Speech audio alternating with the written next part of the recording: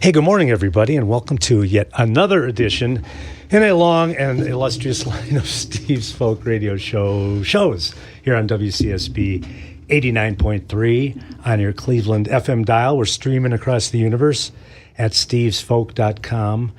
What else? We're on the Simple Radio mobile app if you're mobilizing, and the shows, all of our shows here at the station are archived for a week at a time at our station website, wcsb.org. So if you're lazy, which, hopefully you are. In fact, we do have a stay-in-bed weather alert this morning. It's a little chilly out there, so don't get up for a couple hours. Have your maid or butler get you a nice cup of tea and just sit back and relax. We've got a really fun show this morning. Really fun. We'll just launch right into it. I don't even know how. Well, first of all, I'd like to welcome Peter Neff to the show. Good morning, Peter. And Good morning, Steve. Thanks. And his lovely bride, Ann, is accompanying him to make sure we stay on the straight and narrow today. But she probably doesn't want to talk too much. She doesn't. Yeah. Anyway, Peter Neff wrote a book, really the definitive Fred Neil bio called That's the Bag I'm In, which, of course, you guys know was also cleverly the title to one of his songs. And Peter was nice enough to come in. So we're going to devote the show today to sort of unravel the mystery that Fred Neil was and remains to this day. And I'd like to start. I should mention that, and Peter knows this, I told him, I fell in love with your writing. Your prose is very, very poetic. And if you would start with a little reading from the very beginning of the book, I think that'll launch us into this fun. Sure, I'll do my best. I'm no David McCullough, but I'll try. And this is the introduction. Odetta adored the man. He was a hero to David Crosby, and Graham Parsons idolized him. Stephen Stills modeled his guitar playing on his style. And when Richie Havens heard the man's way of mixing musical styles, it blew his mind. When 19-year-old Robert Zimmerman left his rural Minnesota roots for New York City, he was advised to look up the man when he arrived. Zimmerman did, and soon found himself playing harmonica for the first time on a Greenwich Village stage behind the man he would later regard as an emperor, a performer no one could touch. Zimmerman, Bob Dylan, was in good hands. The man was Fred Neil. From the formative spirit of Greenwich Village in the 50s and 60s to the countercultural insanity of LA, from the bohemian coffee houses of Florida's Coconut Grove to the watershed milieu of Woodstock, New York, singer-songwriter Fred Neil was a force. As Neil Young put it, Fred Neil influenced a generation of musicians, many of whose names are enshrined in the Rock and Roll Hall of Fame. And yet, Neil's own name is but a footnote in American music history. Fred Neil's most famous composition, Everybody's Talkin', has been a popular perennial performed and recorded every year since it was plucked from obscurity for the groundbreaking 1969 film Midnight Cowboy. People continue to attribute the song's authorship to Harry Nilsson. No, Fred Neil wrote it. And with those words, I think you automatically blow a lot of minds, because people to this day think that great song was a Nilsson song. It's a Fred Neil song, and we're going to play a version that Stephen Stills went into the Wally Heider studio, and with, I think, Graham Nash on harmony vocals, with a nice languid version of Everybody's Talking.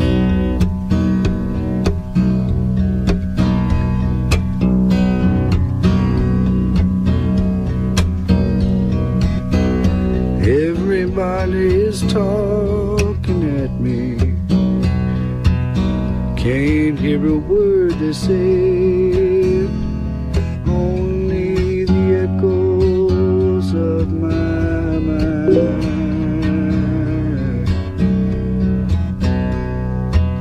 People stopping, staring. I can't see their faces. Only the shadows of their eyes.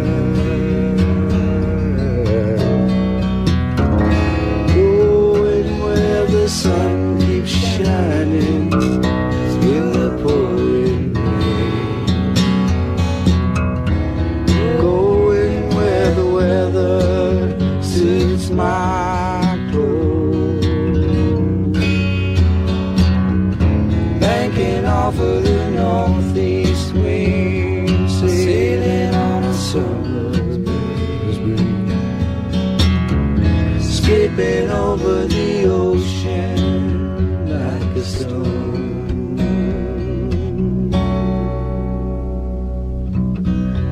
Everybody's talking at me, can't hear a word they're saying, only the echoes of my mind.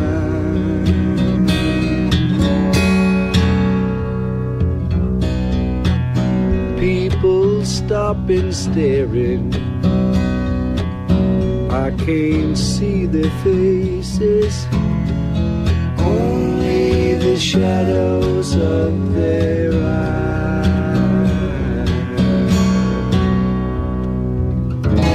Going where the sun keeps shining through the pouring rain. Going where the weather suits my clothes. Banking off of the northeast wind, sailing on a summer's breeze, skipping over the ocean like a stone.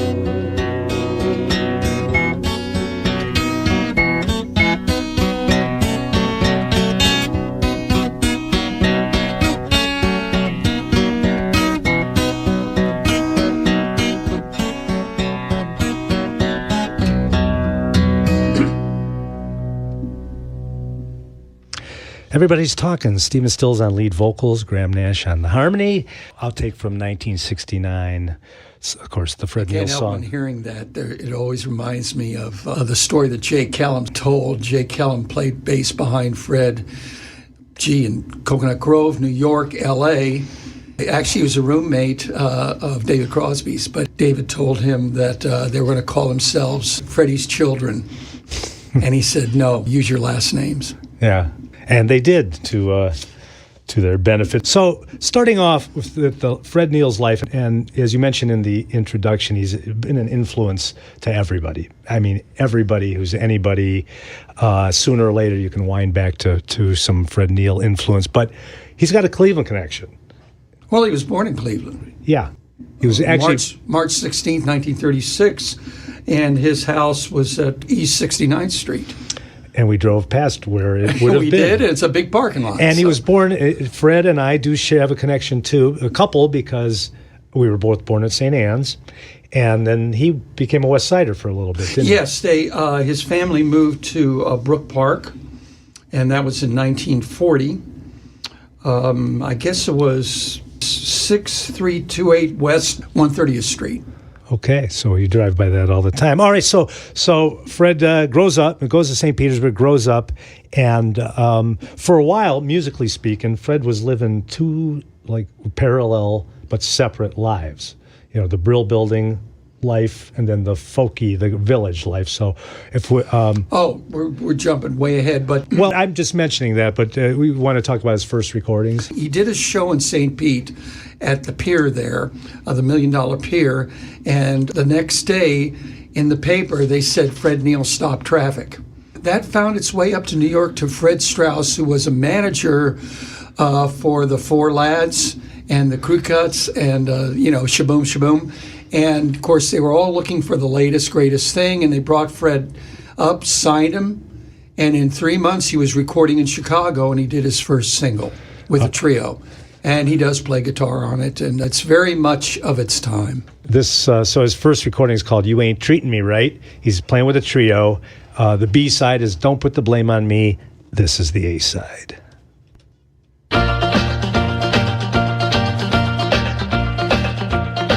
Well, come on, baby, let's rock it tonight. Yeah, come on, baby, let's rock it tonight. Hey, no, I love you, but you ain't treating me right. Well, come on, baby, you know my love for you. Yeah, come on, baby, baby. You know my love for you. Well, I'm crazy about you, baby. Why do you do me like you do? You ain't treating me Let's rockin' and rock. Let's rollin' and roll. Let's rock, rock, rock. Yeah, roll, roll. You gonna rock and roll. Save your doggone soul.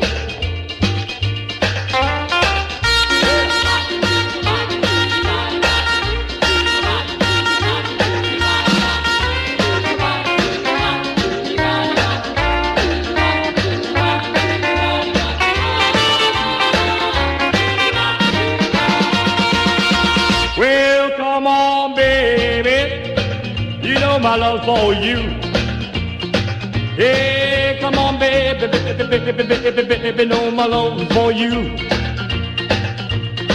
And I'm crazy about you, baby. Why do you do me like you do? You ain't treat me right. Well, let's rockin' and rock. Let's rollin' and roll. Let's rock, rock, rock. Let's roll. You said tonight, tonight. But you ain't treating me right. You ain't treat me right.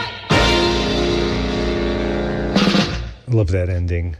Fred Neil from 1957. He's channeling the Big Bopper there, I think. He sure was. Well, I think in the book you said when somebody has a hit record, then everybody writes that record to sound exactly like that. Of course. Yeah. Copycat kind of thing. Yeah. So, off the air, Peter just mentioned to me, and if you're just joining us, we're in the studio with Peter Neff, who wrote That's the Bag I'm In, a book all about the life and times of Fred Neil. You wrote that. I lost my train of thought. Anyway, and that It was a shock. It was a shock to hear.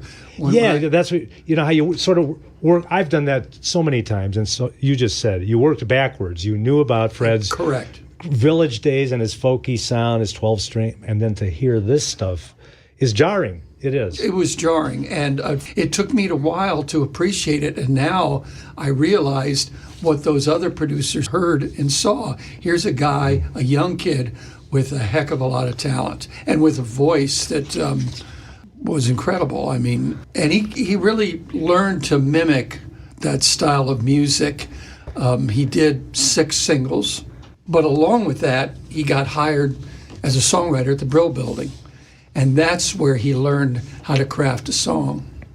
That was great for a while. I mean, he also was a studio musician, would do a lot of demos, playing guitar, 12-string, 6-string, and singing.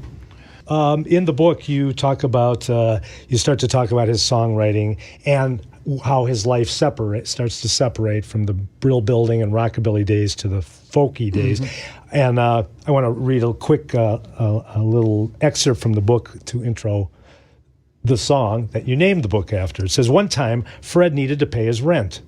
He wanted to get a $200 advance from his publisher. Naturally, the publisher said, well, bring me something. So Fred took a cab uptown, and in the cab, on a brown paper bag, he wrote the lyrics to That's the Bag I'm In about 10 minutes with time to spare, said Joe Mara. And, he was so talented, since it was written, an eclectic bag of artists from Richie Havens to H.P. Lovecraft, from country rocker Graham Parsons to glam rocker Mark Bolan, from T-Rex have recorded That's the Bag I'm In. We mentioned a Cleveland connection with Fred. Peter has not heard this, but our good buddy Mike Brewer of Brewer and Shipley came through town around 1964, played at La Cave, which everybody in the audience knows because they mostly spent a lot of their misspent youth there. So I thought I'd play this for everybody's enjoyment. This is Mike Brewer, and he intros and then plays That's the Bag I'm In. Oh, thank you very, very much. I'm sure Miss Leanfield said it once before, but I'm going to say it again. Welcome, one and all, to La Cave. Big Sunday night, right here in Cleveland, Ohio. A lot of fun. Oh, well, hey, before I go any further, I want to tell you something right now. If anything really terrible happens while you're here tonight, especially while I'm on stage, I don't think anything of it, because terrible things happen everywhere I go, because I'm a jinx. I really am. Terrible, horrible things happen to me everywhere I go. So if anything really drastic happens, just don't think anything of it. I'm like the guy in Little Abner, you know, Joe, whatever his name is, that guy, you know, with a little cloud over the head and stuff. That's true. I was the only person, I swear this is true, one day in downtown Kansas City, Missouri, I was walking along, and the sun was shining. It was a great day. Suddenly, I'm getting soaked. And I looked up in the sky, and there's one little bitty black cloud. And I'm the only person on the whole street getting touched. So that's the kind of day today has been, and every other day of my life for about the past 2 years. Terrible, horrible things happen. You know the kind of day, everybody has them occasionally, right? You know, for instance, you get up very early in the morning, earlier than you're used to getting up. You're about half awake. You go stumbling into the other little room, and you end up sitting down for one reason or another, you know. But you end up getting up very quickly. You get up real fast because you realize all too late you forgot to put the lid down, you know. Woo! That's hell on a cold morning. Really shocking, too. That's the kind of day I'm talking about, people. So I'm going to dedicate this next song to me. Well, this song has sort of become my theme song. It really has. I could never get on any stage and not sing this song. This song is also dedicated to the fine people that I had the opportunity of spending the day with. Crazy things happen today, folks, on a drive between Akron and Cleveland. But I'm not even going to tell you what happened. The song's called That's the Bag I'm In.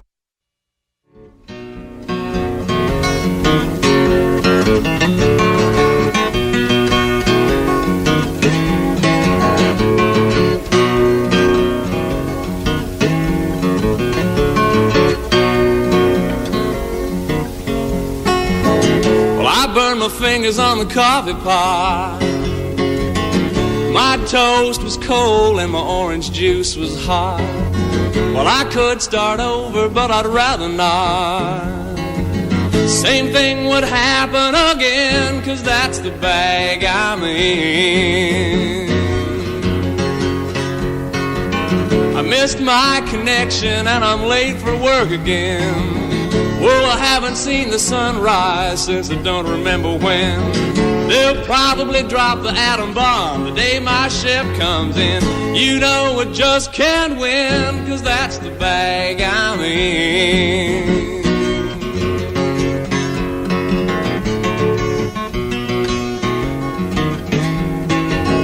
Now the other day as I was walking down the street, Lord, singing the blues to the tapping of my feet.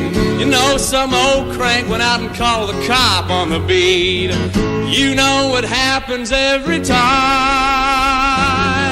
Jukebox playing out them blue melodies. Whoa, brings to mind them blue memories. Well, this evil feeling's gonna be the death of me.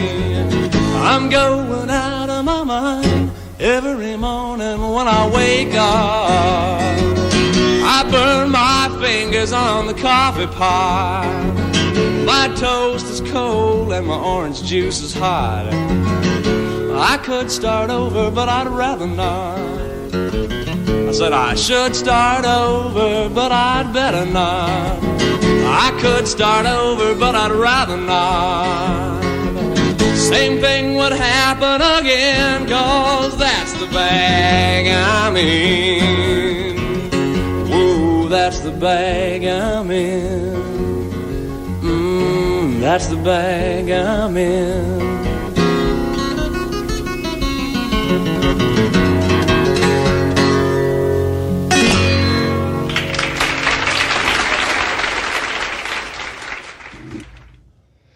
All right. Our, again, good friend Mike Brewer, pre-Brewer and Shipley days. In fact, I've got several old posters for some of their shows, and they were Shipley and Brewer for a while. And I guess there must have been a Mike Brewer uprising. All right, so we're in the studio with Peter Neff, who wrote a book called "That's the Bag I'm In," which you just heard, about the life and times of Fred Neil, who influenced just about everybody we know in one way or another, musically speaking. So there's a passage on page 54 as we're moving into Fred's Greenwich Village days. If Peter, you. Yes, this is a story about Havens watching Fred and a friend of his, Dino Valenti, sing together. The first time Richie Havens went to the Cafe Wah, he saw Fred and Dino stun the audience with an impromptu call and response version of Ray Charles' What I Say. As Fred and Dino were closing in on the final verse, Havens recalled, they marched off the stage, down the aisles, thrusting their guitars in the air and out the back door, still volleying the chorus. The audience went wild. After a minute, the cheering died down. Havens clearly remembered hearing the voices of these two great singers as they danced and sang their way around the building, back through the front door and onto the stage, where they continued for another 15 minutes, ending with a roof-raising, tear-down-the-walls ovation from the audience. Undeniably, one can trace a line, a conga line, if you will, from Fred and Dino's spontaneous strut through the village back alleys and streets to Havens' sweat-soaked, triumphant, star-making exit from the Woodstock Center stage. Nobody could do what Freddie did with a guitar and a vocal by himself. He was just a frickin' cool dude, and my dad was right there with him, said Jolie Valenti, Dino Valenti's son. Between the two of them, I can't pick one. These guys were never boring. Every second they were on stage was demanding, and it was intoxicating. You could not blink. You could not look away. That's the way I felt about Freddie Neil. Wow. Yeah. So you mentioned Freddie, Richie Havens and the influence, because Richie was just he was a basket player. He didn't even play guitar. He was sort of shy. He was a kid. And I have something that I think would fit right in here. Listen to this, Peter. I was very moved and very trapped by the beautiful songs of Fred Neil and all of those guys back then. And it came to me, that I would not just generally step out and start singing by myself, because I was so used to being in the background of the doo-wop guys. But I used to sing harmony with Freddie Neil at the Cafe Wah from the audience. And he came to me one day and he said, Richie, you're singing my songs for 6 months now, in harmony, no less. Take this guitar home and learn it yourself. That's how I got the guitar. I went home, didn't know how to tune it, so I tuned it to a chord, regression, doo-wop. There you go. And I had to put it on my lap. I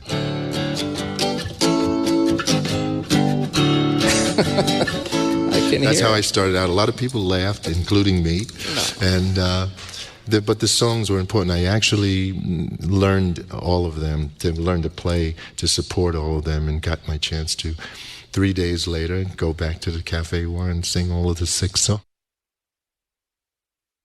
Oh, decided to end. All right. Anyway, there's Richie pretty much telling us what Peter told us about what a... I didn't know you were going to play that. I just realized I had it with me. And you mentioned Dino Valenti, who, of course, Dino and Fred became very good friends and sang and performed a lot together. If that name's not quite in your memory banks, he was born Chet Powers, and he's the guy who wrote the 60s anthem Get Together. He was in the band Quicksilver for a while. Very colorful character, in and out of the Who's Gal and so on. But That's a mild way of putting it. yeah. Well, that would be a whole other show. But I do have a audience recording of Dino and Fred I'd like to play for you right now, called I'm Gonna Run, Ride Stormy Weather.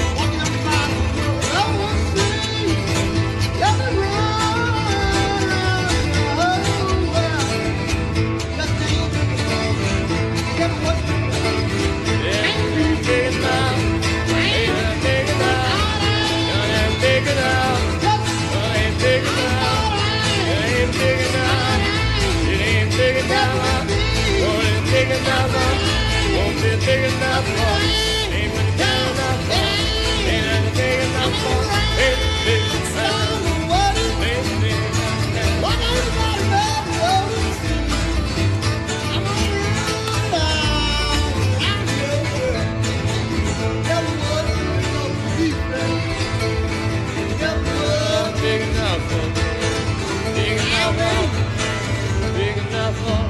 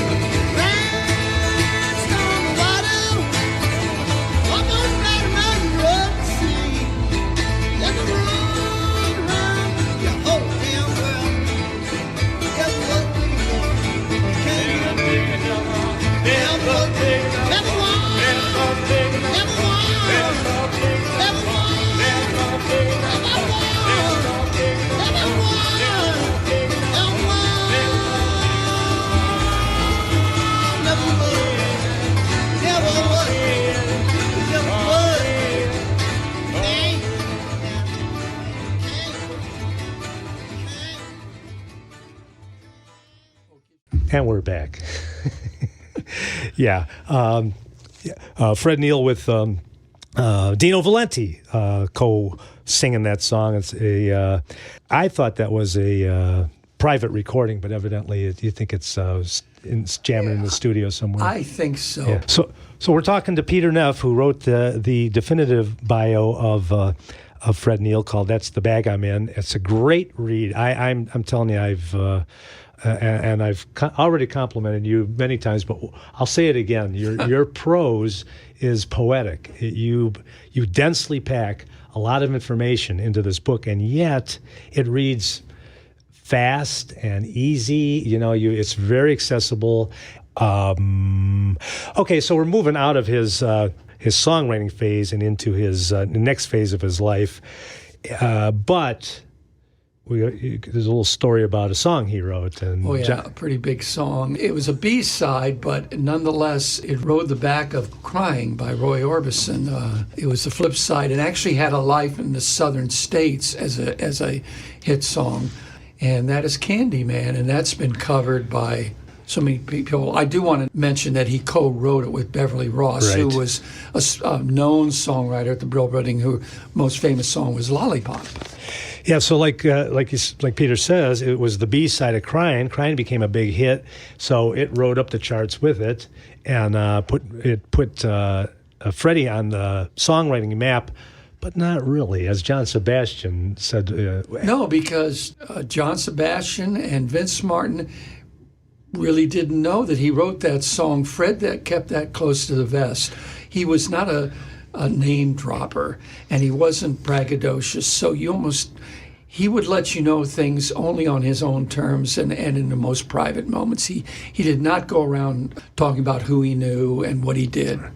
And also, I think there's an element, as you bring out in the book quite clearly, that he kept those two lives separate. The pop songwriting. That was a no-no in the Village. Absolutely. It was a no-no. You had your Village persona and you had your Brill Building persona, and never the twain shall meet. Because you would have been a sellout. You were a sellout. Yep. Correct. All right, so here's that Roy Orbison recording of Candyman.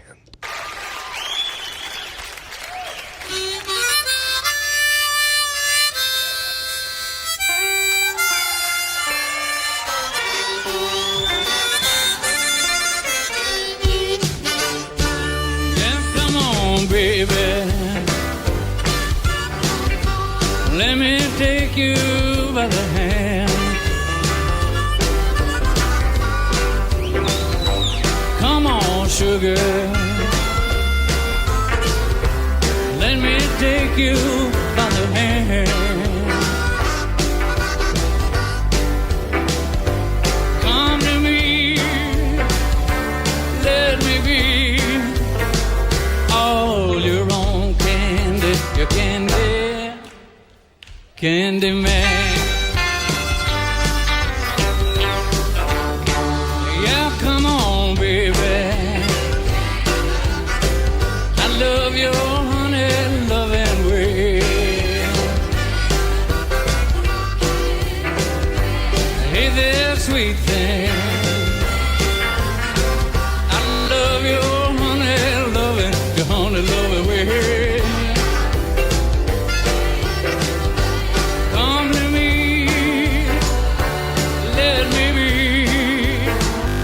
all your own candy man.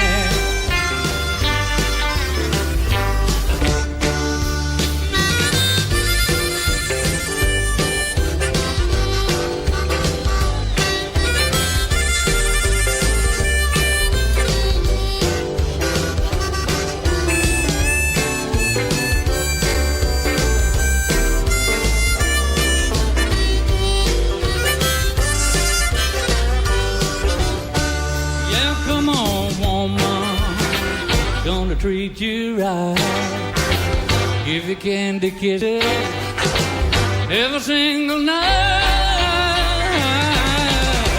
Candy man, candy man, candy man, candy man. Come to me, let me be all your own candy, your candy. Candyman.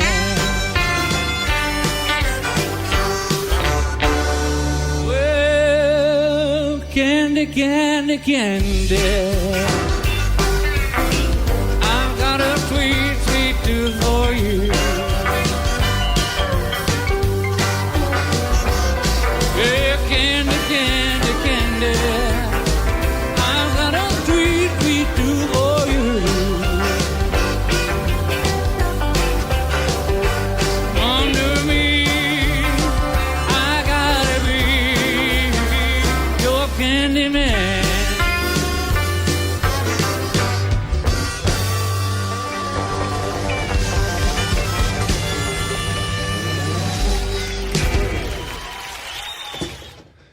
So, question for you, Peter. Was that a live recording, or did they add the... This is live. This is from that TV show, Oh, I okay. think. It's not this 45. Right. Yeah. Okay, so he's in the Village now. He's sort of past his pop songwriting phase, and Fred's moved more into his folky phase. And he plays this. He plays a very active 12-string, which this popped into my head. I should mention that you're Peter. You're a guitar player, and it's obvious that you put a lot of great stuff in your book for guitar players. You didn't say this is for guitar. And another aspect of your writing that we talked about is you don't tell people anything. You reveal everything, or it's so it seems to me. You know, one of the things that you reveal just how influential his performance was. And in your book, you write. So they're moving out of in the Village out of singing traditional music, which for years was the only thing folk singers did, and now they're starting to bring in some self-written material, which up till this time was a no-no. It says Fred took traditional material and updated it with a modern approach, usually with a guitar figure, rocked up or jazzed up, while respecting the melody. He would alter the lyrics, tightening them up here and there, writing a verse if there was something he needed to say, but always paring down the song to 2 or 3 verses. Even though it had been recorded countless times before, The Water is Wide in Fred's hands sounded brand new. Many of his musical contemporaries considered Fred's version the definitive one. In their words, he owned it. You know, if you talk to people who saw him, they say you had to hear him in person because it was there in recordings, but when you heard him, there was more of it. Nobody filled up a room with his voice like Fred. Every little corner was filled with his voice and it was visceral. You actually felt your chest vibrating. It happened to me, and I as the years went on, I thought I was just imagining it until I talked to several people in interviews, and they said the same thing. This recording really gives you a sense of his voice. It's just a beautiful version, and I'm looking forward to hearing it. All right. Well, with no further ado.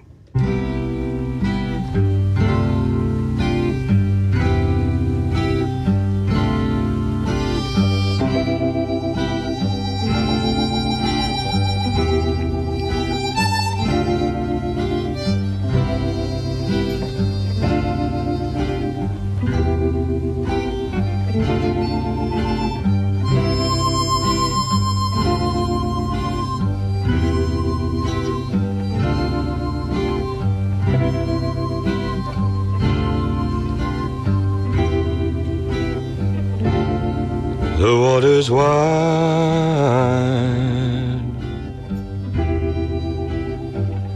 and I cannot cross over.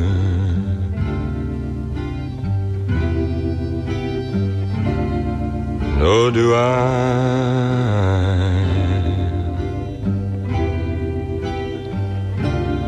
have wings to fly.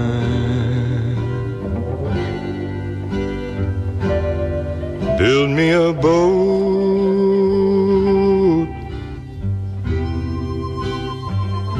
that could carry two,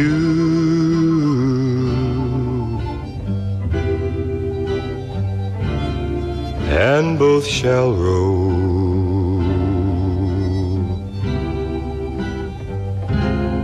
My love and I.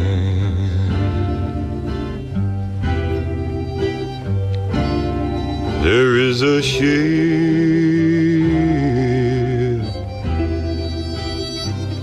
and she sails the sea. She's burdened deep,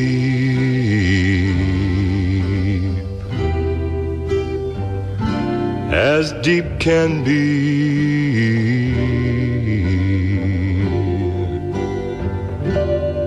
But not as deep as the love I'm in.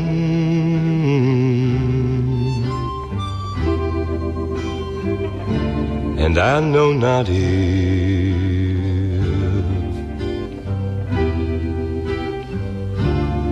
I sink or swim.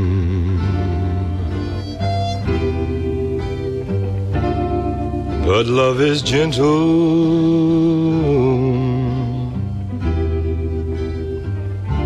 and love is kind, as to a jewel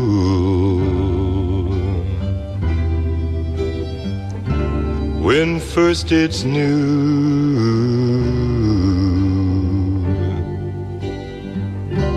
But love grows old,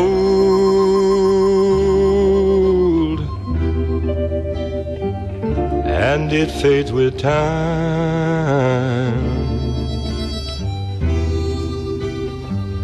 and it fades away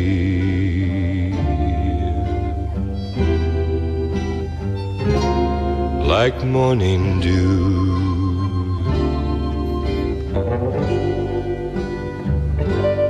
Build me a boat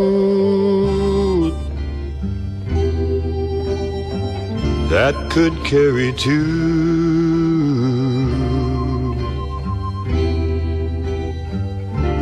and both shall row.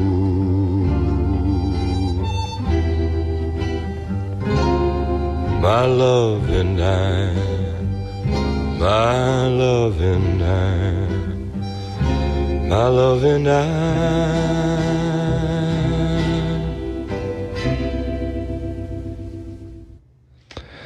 The Water is Wide in the with the beautiful voice of Fred Neil. Yeah, it's a keeper. Yeah, that gives you it. You know, you're right, Peter. It gives you it gives you goosebumps. It does, and can only imagine what it'd be like in person. So the thing about Fred Neil is that, as you mentioned, he wasn't really a folkie. He was not a folk singer. Yeah. If people can come away with one thing, he was not a folk singer. He did folk songs, but he did them in his own way. And when he came to the Village, he brought that rock and roll, rockabilly, gospel, country sensibility to the Village, and it was in there in his music, and that was early on. That's something a lot of people don't know. Yeah, he really, and in the second hour, we'll talk more about his the fact that he invented folk rock, which or rock folk, as you know, as the Hit Parader magazine. And of course, that just saying that, I know we'll start a big argument. No, and of course, things aren't clean like that. It's not like the Wright brothers invented there was no airplane and then there was an airplane. Music is more evolutionary. It is. And, it moves by degrees, but Fred moved the needle way, he brought folk and country, as you said, and rock, and his other influences together so influentially, because everybody, like you say, who heard him was influenced by And him. one of the things he did was world music. I mean, he did, raga influenced, throw this musician. He used conga, Buzzy Linhart playing vibraphone with him in 1965 and 66 as the Night Owl. And then he hooks up with Vince Martin. Vince, of course, had the big hit with the Cindy Oh Cindy. But they started singing together, and I think we're going to play a couple tunes off their first album, their only album. Here's Vince Martin and Fred Neil off their Tear Down the Walls. We'll play a couple songs. We'll do the top of the hour switch over, and I'll see you guys on the other side of the hour. Line and track, and the title track.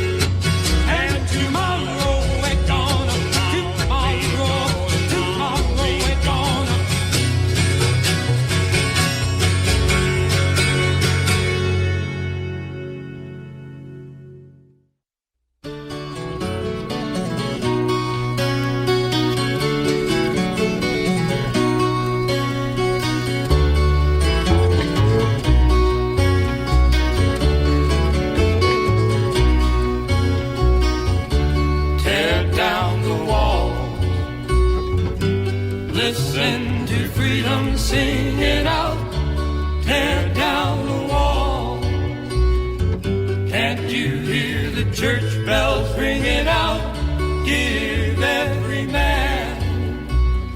the chance to take his brother's hand, tear down the walls, Tear down the walls. the music's in the air, where every man is free, the music's everywhere that lights the torch of liberty. Tear down the wall. Can't you hear the melody? Tear down the wall. One world in harmony. Hear every man singing over the land. Tear down the wall. Tear down the walls.